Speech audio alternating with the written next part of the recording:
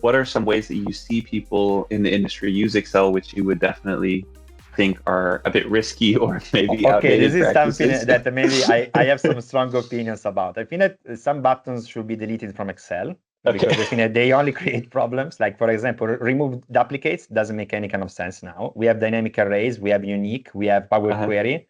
Having that sort of thing can lead to very bad practices.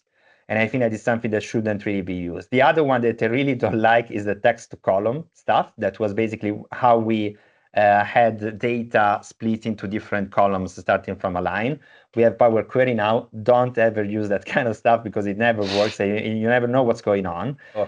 The bad practices I see is that people do not use tables, which doesn't make any kind of sense. If you have never used a table, it's just Control T or insert table. And so I think that the bad practices are this. Like if you don't start with a good structure, then that's why you have very complicated formulas. I'm very convinced of that. So some of the buttons shouldn't be there. They're way too complicated, and because some of this stuff was some time ago it was impossible to do. But now, if you learn how to do this kind of stuff in the proper way, you don't ever need to do this in some others.